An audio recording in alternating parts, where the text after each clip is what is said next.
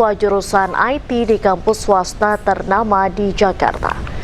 Pelaku nekat melakukan teror lantaran kecewa lamaran pernikahannya ditolak oleh keluarga kekasihnya. Pelaku melakukan teror dengan menggunakan email mantan kekasihnya. Teror bom tersebut dikirimkan ke 10 sekolah di Depok. Atas perbuatannya pelaku ditetapkan sebagai tersangka dan dijerat pasal berlapis dengan ancaman 5 tahun penjara.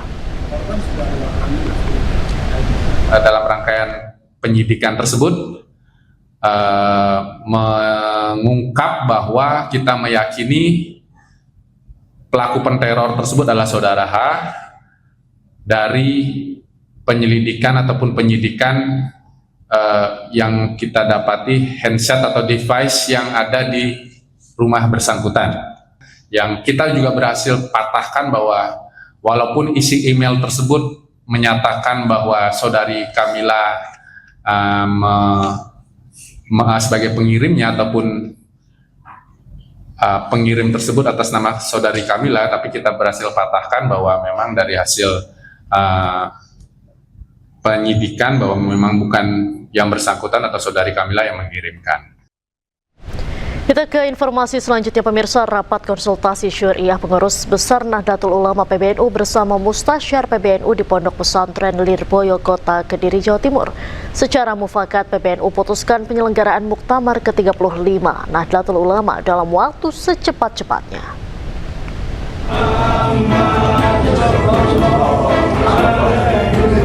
Pengurus besar Nahdlatul Ulama PBNU menggelar rapat konsultasi syariah.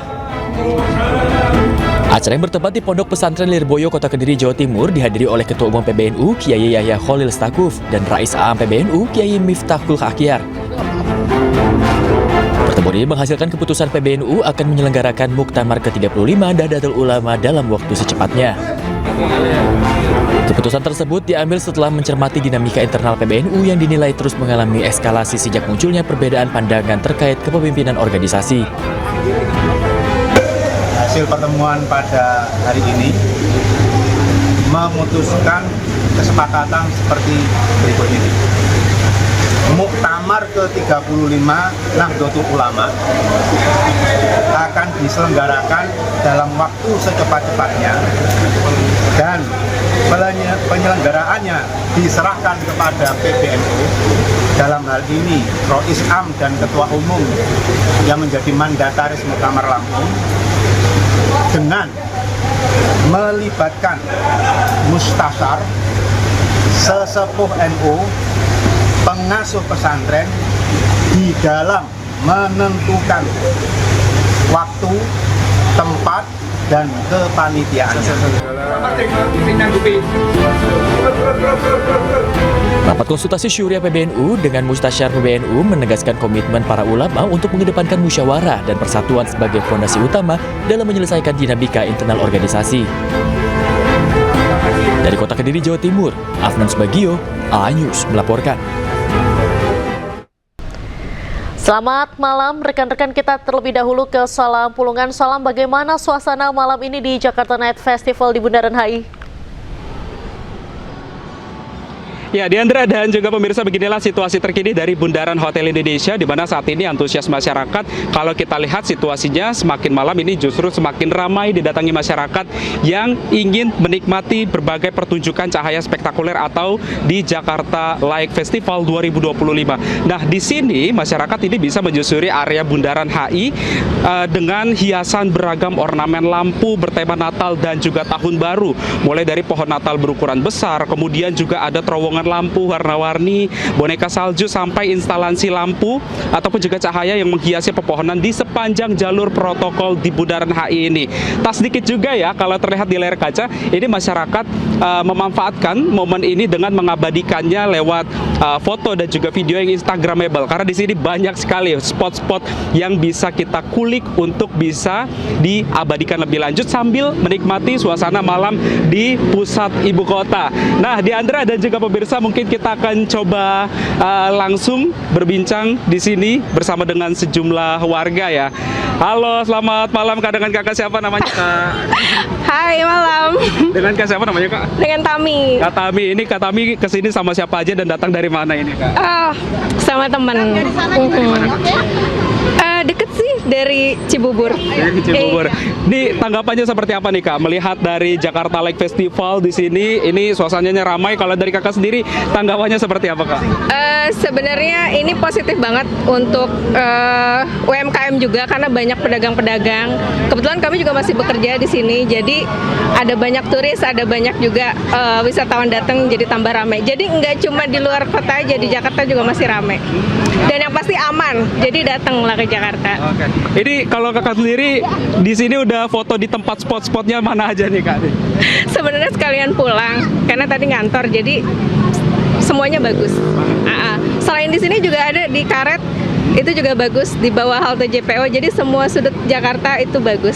Oke, siap. Terima kasih Kak Tami informasinya. Diandra dan juga pemirsa, memang kalau kita lihat ya situasinya ataupun juga antusiasme dari para pengunjung ataupun juga masyarakat yang di sini, ini tidak hanya diramaikan oleh anak muda saja, tapi juga orang tua yang turut membawa anak-anaknya.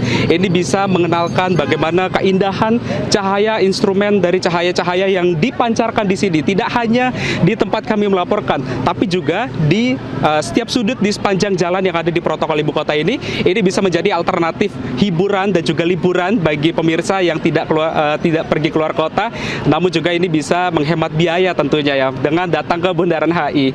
Diandra. Baik, terima kasih. Salam Pulungan melaporkan langsung dari Bundaran HI. Selanjutnya kita ke kawasan Malioboro, Yogyakarta. Di sana ada Galih Wisma. Selamat malam Galih, bagaimana situasi kawasan malam ini di Malioboro?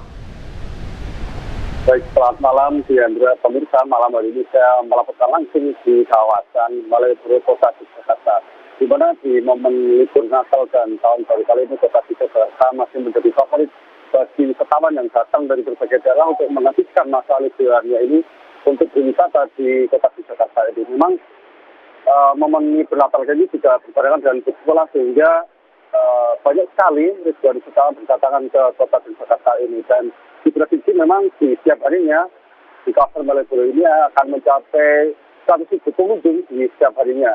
Dan meskipun malam hari ini suasana Malioboro masih diguyur hujan, namun tidak menyurutkan semangat bagi para wisatawan untuk menikmati malam atau menikmati city life di Kota Yogyakarta. Akan saya gambarkan secara langsung terkait suasana malam hari ini di kawasan Malioboro. Ini masih dilanda hujan. Meskipun demikian, banyak sekali para wisatawan juga tetap mengabadikan momen dengan memakai payung begitu ya, atau jas hujan di ikon-ikon ikonik di kawasan Malioboro. Seperti yang bisa Anda lihat pemirsa, ini ada salah satu pengunjung itu dengan fotografernya dengan menggunakan payung itu tidak melewatkan momennya untuk bersuah foto dengan tulisan Jalan Malioboro. Dan untuk situasi arus lalu lintas pun walaupun hujan juga masih sangat padat merayap. Ini banyak sekali mobil-mobil kendaraan pribadi dari berbagai daerah melewati Jalan Malioboro. Dan memang di momen libur Natal dan Tahun Baru kali ini Jalan Malioboro ini dibuka untuk umum. Walau yang pada hari biasa ditutup, di momen Natal Tahun Baru ini dibuka untuk umum, sehingga banyak sekali para wisatawan yang menggunakan kendaraan pribadinya melewati Jalan Malioboro ini. Namun untuk besok di malam Tahun Baru itu akan ditutup dan semua kendaraan akan dialihkan menuju Jalan Mataram maupun Jalan Pasar Kembang. Dan saya akan juga kabarkan secara langsung dengan suasana di pedestrian. Baik. Jadi pedestrian bagian dalam juga sangat ramai sekali, Diandra. Seperti itu, Diandra. Baik, Galih Wisma melaporkan langsung dari Malioboro, Yogyakarta. Terima kasih. Dan sebelumnya juga ada Salam Pulungan dari kawasan Bundaran HI Jakarta. Selamat malam rekan-rekan, selamat kembali bertugas. Pemirsa, masa libur Natal dan Tahun Baru, Bandara Soekarno-Hatta masih dipadati ribuan penumpang. Data pengelola bandara, jumlah penumpang pesawat mencapai 148.000 orang dengan pergerakan pesawat 1.139 penerbangan hari ini.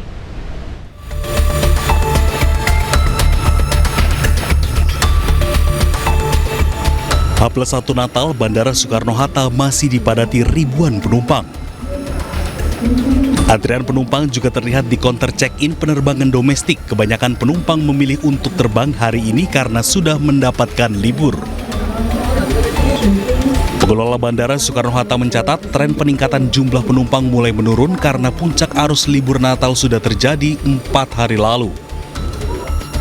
Hari ini jumlah penumpang berkisar 148.000, sedangkan pergerakan pesawat 1.139 penerbangan.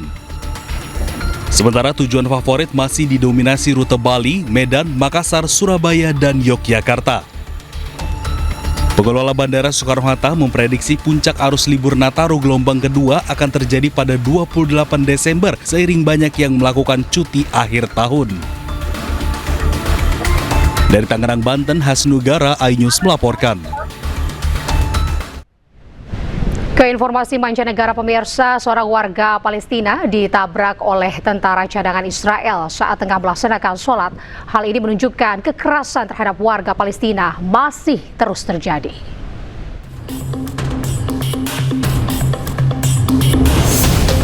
Inilah detik-detik seorang warga Palestina ditabrak tentara cadangan Israel saat sedang sholat di desa Deir Jarir, timur laut Ramallah, tepi barat Palestina. Tentara cadangan tersebut mengendarai sebuah kendaraan berjenis ATV, lalu menabrak dan melindas pemuda yang tengah sholat itu.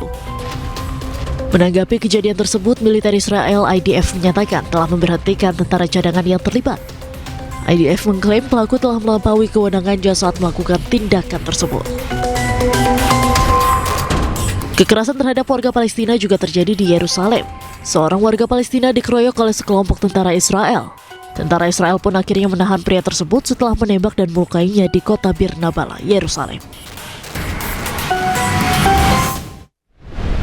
Ledakan bom terjadi di sebuah masjid di Nigeria. 5 orang tewas, 30 lainnya luka-luka.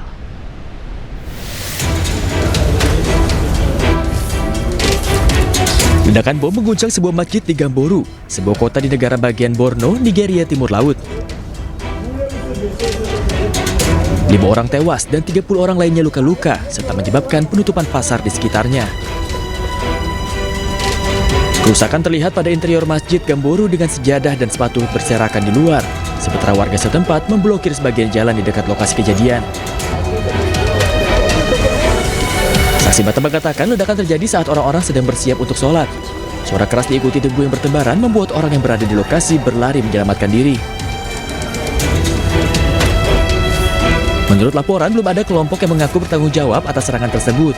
Tapi sebelumnya, para militan telah menargetkan masjid dan tempat-tempat ramai dengan serangan bunuh diri dan bom rakitan. Pemirsa, Rusia menghancurkan peralatan angkatan bersenjata Ukraina dengan menggunakan drone. Aksi ini dilakukan prajurit dari Detasmen Pengintai Sukarelawan.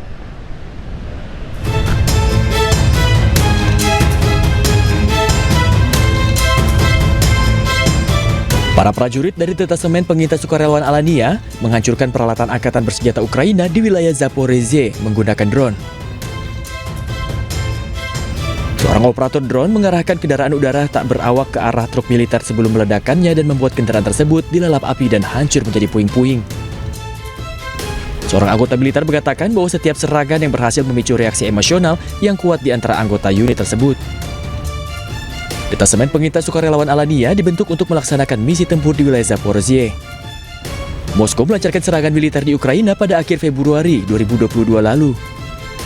Serangan dilakukan setelah mengakui kemerdekaan Republik Rakyat Donetsk dan Lugansk dengan mengklaim bahwa Kiev telah gagal menjamin status khusus mereka berdasarkan perjanjian Minsk 2014. Rusia juga mendesak Ukraina untuk menyatakan diri secara resmi netral dan memberikan jaminan bahwa mereka tidak akan pernah bergabung dengan NATO.